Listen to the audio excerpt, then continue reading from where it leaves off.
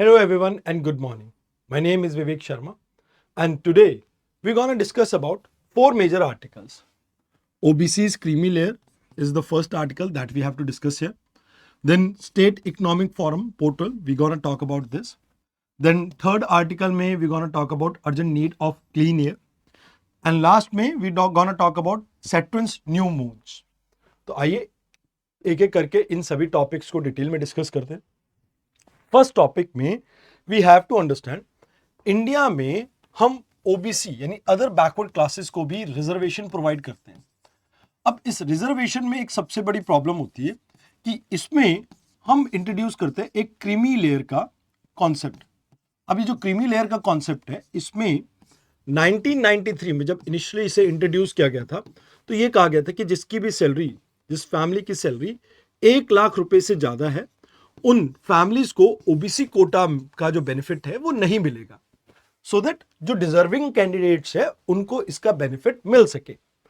अब यहां पे हुआ ये है कि पार्लियामेंट्री कमेटी ने कहा है कि ये जो 8 लाख लिमिट है आप इसको रिविजिट कीजिए एंड कहीं ना कहीं इसको वापस से रेज करने की जरूरत है, बिकॉज कई जो डिजर्विंग कैंडिडेट्स हैं वो ओबीसी कोटे का बेनिफिट नहीं ले पा रहे. तो यहां पर यह कहा जाता है कि भाई क्रीमी लेयर के अंदर सोशलो इकोनॉमिक जो एडवांस क्लास है आप उनको ओबीसी कोटे का बेनिफिट नहीं लेने देंगे, उन्हें आप एक्सक्लूड करेंगे रिजर्वेशन से एंड जो सोशो इकोनॉमिकली बैकवर्ड क्लास है उनको इसका बेनिफिट मिल सके. तो जैसा मैंने आपको कहा 1993 में 1 लाख लिमिट थी पर एनम की, फिर 2004 में से अपडेट करके 2.5 लाख किया गया, फिर 2008 में 4.5 लाख, 2013 में 6 लाख एंड 2017 में से 8 लाख किया गया था. अब डिमांड ये है कि इसको according to present economic condition इसको एडजस्ट किया जाए. तो यहां पर कहा जाता है कि देखो ये जो 8 लाख है इसमें एग्रीकल्चर इनकम को आप नहीं इंक्लूड करते. अगर इन केस किसी फैमिली में से ग्रुप ए और ग्रुप बी ऑफिसर्स हैं यानी गवर्नमेंट सर्विसेज में है पेरेंट्स ग्रुप ए और बी की, तो उनको भी एक्सक्लूड किया जाता है. बट इसमें सबसे बड़ी प्रॉब्लम ये है कि स्टेट टू स्टेट ये वेरी करती है जो क्रीमी लेयर का कॉन्सेप्ट है एंड कोई यूनिफॉर्मिटी आपको नहीं देखने को मिलती है. तो कहा जाता है कि भाई देखो प्रेजेंट इन्फ्लेशन और जो इकोनॉमिक कॉस्ट आपकी राइज कर रही है लिविंग की, तो उसके अकॉर्डिंगली 8 लाख यहाँ पर जस्टिफाइबल नहीं है. तो इसके लिए हमें एक स्टैंडर्ड कैलकुलेशन फॉर्मूला निकालना चाहिए एंड जिससे हम यूनिफॉर्मिटी लेके आ सके और ये डाटा ट्रांसपेरेंटली सभी स्टेक होल्डर्स के साथ डिस्कस होना चाहिए.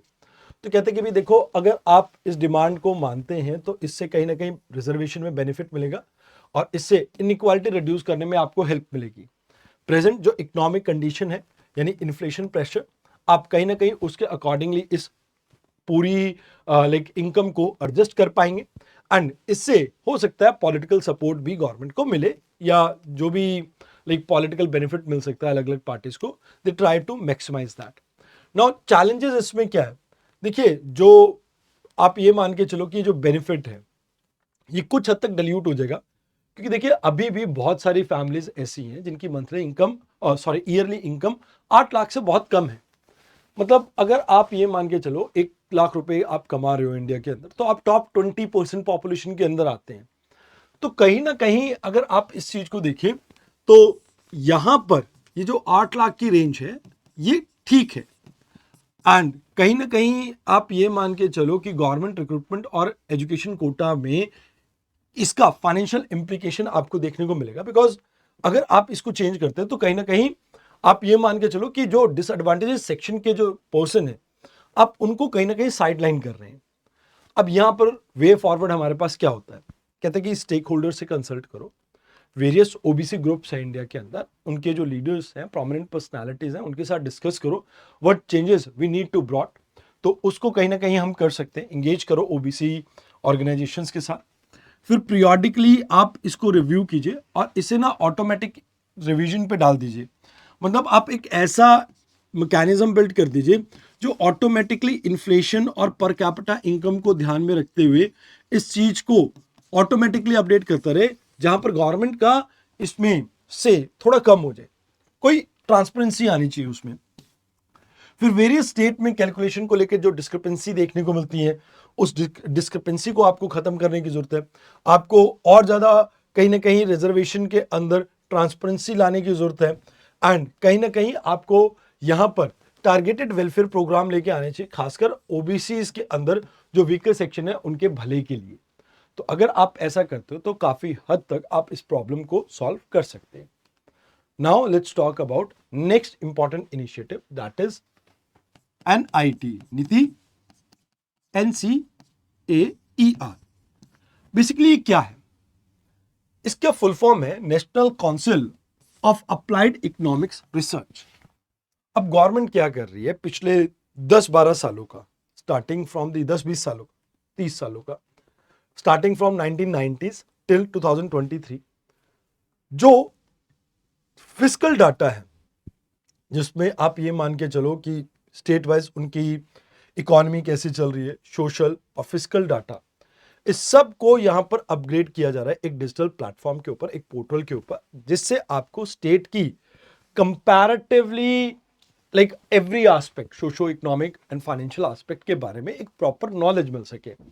तो मतलब ये आपको रियल टाइम एनालिसिस के अंदर सपोर्ट करेगा, जिससे आप हिस्टोरिक ट्रेंड्स देख सकते हैं, आप कहीं ना कहीं कंपैरेटिव असेसमेंट कर सकते हैं, एंड इसके बेसिस पे आप एविडेंस बेस्ड पॉलिसीज को प्रमोट कर सकते हैं। तो कहीं ना कहीं यहाँ पे इसमें ऑब्जेक्टिव ये कि फिजिकल लिटरेसी को इंप्रूव किया जाए, हम पॉलिसी फॉर्मेशन को और बेटर करें, और कैसे स्टेट के फाइनेंशियल स्फीयर में ट्रांसपेरेंसी को प्रमोट करें, उसके ऊपर हमारा फोकस है। तो यहाँ पे आपकी जो मैक्रो पॉलिसी है या फिजिकल लैंडस्केप है, उस पूरे फिजिकल लैंडस्केप को स्टेट रिपोर्ट्स के फॉर्म में बनाया जाएगा। जैसे पंजाब है, तो पंजाब के केस में पिछले 30 सालों में किस तरह का बजट्स आपको देखने को मिला, किस तरह का कैपिटल एक्सपेंडिचर, रेवेन्यू एक्सपेंडिचर, वो उस तरह की सभी डिटेल्स यहां पर आपको देखने को मिलेगी। तो इसमें मतलब ऐसी ही 5 कैटेगरीज में डाटाबेस को डिवाइड किया जाएगा। देन एक तरह का ये एक डैशबोर्ड होगा जहां पर ग्राफिकल रिप्रेजेंटेशन और वेरियस लाइक आप ये कह सकते हो कि लाइक ग्राफ्स और लैंड मतलब आप ये कह सकते हो कि इमेजेस के थ्रू लोगों को कन्वे किया जाएगा कि कैसे किस तरह से फिजिकल स्टेटस चल रहा है किसी भी स्टेट का। अब इससे रिसर्च करने में आपको काफी हेल्प मिलेगी। तो कहा जाता है कि देखो, सबसे पहली बात तो ये है कि हम यूजर फ्रेंडली इंटरफेस क्रिएट कर रहे हैं, जहां पर से स्टेट वाइज आपको फिजिकल एंड इकोनॉमिक इंडिकेटर्स को हम हाईलाइट करके दे रहे हैं, और इसमें लास्ट 30 सालों का आपका हिस्टोरिकल ट्रेंड भी शामिल होगा। अब इसमें आप कंपेयर कर सकते हो परफॉर्मेंस एक स्टेट की दूसरी स्टेट से, एक स्टेट की over a period of time, जिससे कहीं ना कहीं आपको लाइक जो डैशबोर्ड होगा उसमें ग्राफ्स वगैरह और बाकी इमेजेस वगैरह यूज की जाएंगी, तो आप क्विक इंसाइट और एनालिसिस कर पाएंगे, जिससे कहीं ना कहीं आपको बेटर अंडरस्टैंड करने में डाटा हेल्प मिलेगी। उसके अलावा हम यहाँ पर फिजिकल अकाउंटेबिलिटी को भी प्रमोट करेंगे, ताकि स्टेट के अंदर जो रिसोर्स वेस्टफुलनेस आपको देखने को मिलते हैं वो कम से कम हो। अब अगर ऐसा डाटा एग्जिस्ट करेगा तो कहीं ना कहीं पॉलिसी जो होगी, डिसीजन जो आपके होंगे, वो कहीं ना कहीं स्टेट का क्या रेवेन्यू है, स्टेट के क्या एक्सपेंडिचर्स हैं, उसके अकॉर्डिंगली बनेंगे, मतलब डाटा ड्रिवन आपकी पॉलिसीज बनेंगी। एंड मोर ओवर आप स्टेट का डेट लेवल कि कितना उधार में है स्टेट, आप उसको भी ट्रैक कर पाएंगे। अब यहां कहा जाता है कि देखो, रिसर्चर्स जो हैं वो भी इन डाटास का यूज कर सकते हैं, और कंपैरेटिव स्टडी के थ्रू लाइक स्टेट और नेशनल एवरेज के साथ उसे कंपेयर कर सकते हैं, जिससे एक बेटर आपको इमेज मिल सकती है कि कैसे स्टेट के इकोनॉमिक पर्सपेक्टिव को हम और बेटर कर सकते हैं। इससे आप बेटर फिजिकल प्लानिंग कर पाएंगे, डेट को बेटर मैनेज कर पाएंगे, एंड इससे कहीं ना कहीं जो बेस्ट प्रैक्टिसेस किसी भी स्टेट में फॉलो की जा रही है, आप उसको भी हाईलाइट कर पाएंगे। तो स्टेट गवर्नमेंट को भी इससे काफी फायदा मिलेगा। जनरल पब्लिक में कहीं ना कहीं जब गवर्नमेंट की ट्रांसपेरेंसी इंप्रूव होगी, तो गवर्नमेंट की ओवरऑल जो इमेज है वो भी इंप्रूव होगी। अब बात करते हैं आज के तीसरे आर्टिकल की। ये आर्टिकल काफी इंपॉर्टेंट है। देखिए, वर्ल्ड के अंदर जब सबसे ज्यादा पोल्यूटेड सिटीज की बात की जाती है, तो you might be aware about दुनिया की टॉप 20 सिटीज जो मोस्ट पोल्यूटेड है, उसमें 13 इंडिया में आती हैं। खासकर दिल्ली एनसीआर में मेजॉरिटी ये सिटीज आपकी लोकेटेड है। तो कहा जाता है कि देखो, इंडिया के अंदर एक कॉम्प्रिहेंसिव पॉलिसी की जरूरत है, जिससे हम एयर पोल्यूशन को कंट्रोल कर सके। ना केवल इसके इकोनॉमिक रिपरकशंस है, बट इसके साथ साथ इसके एजुकेशन के ऊपर भी इंपैक्ट है, हेल्थ के ऊपर भी इंपैक्ट है। जिस तरह से नॉन कम्युनिकेबल डिजीज इंक्रीज हो रही हैं, तो इसके लिए हमें जरूरत है कि कैसे हम यहां पर अपनी पॉलिसीज के अंदर रिफॉर्म लेके आए। तो पहली बात तो यहां पे ये कहा जाता है कि भाई, इंडिया के सामने कुछ चैलेंजेस हैं। क्या चैलेंजेस हैं? कहते गवर्नेंस और इंस्टीट्यूशंस के बीच में एक गैप आपका एग्जिस्ट करता है। कहते हैं हमारे पास बहुत सारे इंस्टीट्यूशन है, जैसे CPCB है फॉर एग्जाम्पल। अब ये इफेक्टिवली ग्रासरूट लेवल पे पॉलिसीज को इंप्लीमेंट नहीं कर पाता है, एंड मोर ओवर आपको स्टेट और सेंटर के बीच में कोऑर्डिनेशन नहीं देखने को मिलता, वेरियस स्टेट्स के बीच में कोऑर्डिनेशन नहीं देखने को मिलता। ये सबसे बड़ी एक कमी है। सेकंड पॉइंट यहां पे demographic and socio economic pressure. अब देखो जितनी तेजी से भारत की जनसंख्या बढ़ रही है, एंड वर्ल्ड बैंक ये कहता है कि 2050 तक इंडिया की 50% पॉपुलेशन अर्बन एरिया में रिजाइड करेगी। तो अर्बनाइजेशन जिस स्पीड से इंक्रीज हो रहा है, तो यहां पे कहीं ना कहीं ये अर्बनाइजेशन का एक्सपेंशन या इंडस्ट्रीज का एक्सपेंशन या कहीं ना कहीं हमारा जो आज भी डिपेंडेंसी है कोल के ऊपर, ये एक मेजर कारण है जिसकी वजह से आज भी इंडिया के अंदर एयर क्वालिटी इतनी पुअर देखने को मिल रही है। इन एडिशन टू दिस, देखिए हमेशा से एक बात कही जाती है, जो लोकल बॉडीज है इसके अंदर 3 मेजर प्रॉब्लम्स है, फंड, फंक्शन एंड फंक्शनरीज की। तो फंड की कमी एक मेजर प्रॉब्लम है यहाँ पे, जो कि कई बार स्टेट्स या लोकल बॉडीज को इफेक्टिव स्टेप लेने में सक्षम नहीं बना पाती है। In addition to this, last में कल्चरल एंड बिहेवियर प्रॉब्लम भी है। लोग ओपन में कूड़ा जलाते हैं, घर से कूड़ा निकाल के बाहर फेंकते हैं, तो कहीं ना कहीं जो ओपन वेस्ट बर्निंग है, ये बायोमास जो हम कुकिंग के लिए आज भी लकड़ का इस्तेमाल कर रहे हैं, गोबर की पाथियों का इस्तेमाल कर रहे हैं, ये कहीं ना कहीं एक प्रॉब्लम है। एंड मोर ओवर जो पुराने, जो एक्सपायर्ड, आप ये कह सकते हो कि जो 15-15 20-20 साल पुराने व्हीकल्स हैं वो आज भी रन कर रहे हैं, वो भी एक मेजर कंट्रीब्यूट करते हैं आपके पोल्यूशन के अंदर। तो कहते हैं कि भाई इंडिया ने ऑल्दो यहाँ पर एक पॉलिसी बनाई थी जहाँ पर इन्होंने कहा था कि हम 40% तक अपने एयर पोल्यूशन को कंट्रोल करने की कोशिश करेंगे। तो इंडिया ने ऐसा नहीं कि कुछ स्टेप्स नहीं लिए, that was just one of the step, अपना एम है ऐसा। बट इसके साथ साथ स्वच्छ भारत अभियान में हम कहीं ना कहीं वेस्ट मैनेजमेंट के ऊपर फोकस कर रहे हैं। फेम स्कीम के अंदर हम ई व्हीकल्स को प्रमोट कर रहे हैं ताकि एमिशन हमारा रिड्यूस हो सके। इसके अलावा प्रधानमंत्री उज्ज्वला योजना, जिसमें हाउस होल्ड को हम LPG सिलेंडर्स प्रोवाइड कर रहे हैं। भारत 6, यहाँ पर स्ट्रिक्ट नॉर्म्स को हम व्हीकलर एमिशन के लिए फॉलो कर रहे हैं। And even national clean air programme के अंडर हम क्वालिटी ऑफ एयर को मॉनिटर कर रहे हैं और पोल्यूशन को मिटिगेट करने की बात करते हैं। बट यहां सबसे बड़ी प्रॉब्लम यह है कि आपके यहाँ पे टॉप टू बॉटम अप्रोच देखने को मिलती है। एक सेंटर में पॉलिसी बनती है और उसको ग्रासरूट लेवल पे इंप्लीमेंट करने की बात करते हैं। बल्कि होना यह चाहिए कि आप बॉटम अप अप्रोच लेके आए, क्योंकि हर लोकल कंटेक्स्ट में अगर हम बात करें प्रॉब्लम आपकी डिफरेंट है। तो कहा जाता है कि भी देखो अभी अपन क्या कर रहे हैं, हाईटेक सॉल्यूशंस के ऊपर फोकस कर रहे हैं, जैसे pollution mapping, smoke tower, sensor based monitoring, each and everything. But the thing is, अगर आप वेस्टर्न मॉडल को देखें तो लाइक लंदन कंजेशन प्राइसिंग या Los Angeles air quality monitoring, अब इन्होंने लोकल सोशो इकोनॉमिक कॉन्टेक्स्ट के अकॉर्डिंगली लाइक चीजों को एडजस्ट नहीं किया। बट स्टिल वो आप ये कह सकते हो कि लाइक अपने को अपने यहाँ के मॉडल को खुद से डेवलप करने की जरूरत है, रादर देन हम किसी बाहर के मॉडल को यहाँ पर रेप्लिकेट करें। तो यहां पर आप समझ के चलो कि इन मॉडल से हम काफी कुछ सीख सकते हैं, बट स्टिल ये सेक्रोसेंट नहीं है। इनके साथ साथ हमें कहीं ना कहीं डोमेस्टिकली भी अपनी लाइक सोशो इकोनॉमिक कंडीशंस के अकॉर्डिंगली चीजों को यहाँ पे इंप्लीमेंट करने की जरूरत है। इसके साथ साथ अभी क्या होता है कि देखो सीजन चेंज होता है, जैसे सर्दियां आती हैं, दिल्ली में एयर पोल्यूशन सीवियर हो जाता है। तो कहते हैं सीजन और जोग्राफिकल फैक्टर्स हैं जो आपकी क्वालिटी ऑफ एयर को इम्पेक्ट करती है। तो अभी अपने पास हाई रेजोल्यूशंस लाइक सैटेलाइट्स नहीं है, सेंसर्स नहीं है, और कहीं ना कहीं हम रियल टाइम बेसिस पे जो एमिशंस वगैरह कैलकुलेट करते हैं वो भी थोड़ा इतना ज़्यादा इफेक्टिव नहीं है। तो अपने को अभी डाटा के अंदर अपने पास गैप है, अपने को इस डाटा गैप को कहीं ना कहीं रिड्यूस करना पड़ेगा। And in addition to this, finance की सबसे बड़ी एक प्रॉब्लम है, तो हमें ये इंश्योर करना पड़ेगा कि हम कैसे इस प्रॉब्लम्स को दूर कर सके। तो कहते सबसे पहले तो आप लोकल फैक्टर्स को आइडेंटिफाई करने लगो। माइट बी हर सिटीज के अंदर कुछ ऐसे फैक्टर्स हो जो कॉमन फैक्टर के अलावा कुछ ऐसे फैक्टर्स होंगे जो लोकल एयर क्वालिटी को इंपैक्ट कर रहे हैं। तो सबसे पहले तो आप उनको एड्रेस करने की कोशिश करो। हर एरिया के लिए आपके पास एक अलग पॉलिसी होनी चाहिए। देन फाइनेंशियल इंसेंटिव प्रोवाइड करो। आप लोकल बॉडीज के जो ग्रांट्स वगैरह प्रोवाइड करते हो उसको कहीं ना कहीं लिंक करो, इस तरह की लाइक इंसेंटिव्स दो कि वो ज़्यादा से ज़्यादा इस फेयर में कहीं ना कहीं पार्टिसिपेट करें। इन एडिशन टू दिस, आप अपने एमिशन ट्रैकिंग को और मॉनिटरिंग को और ज़्यादा बेटर करो, that will be the best thing.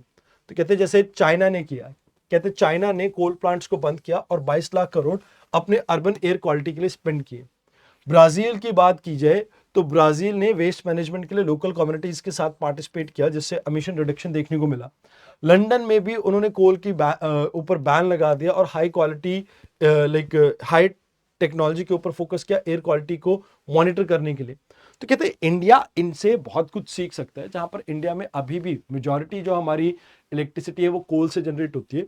तो अपने को यहाँ पे जरूरत है कि कैसे हम कोल से दूर हटें और रिन्यूएबल एनर्जी को ज्यादा से ज्यादा प्रमोट करें। तो that is the thing that we have to keep in mind. Now let's come to the last article. Last article like Saturn के बारे में है। सैटर्न के बारे में क्या आर्टिकल है?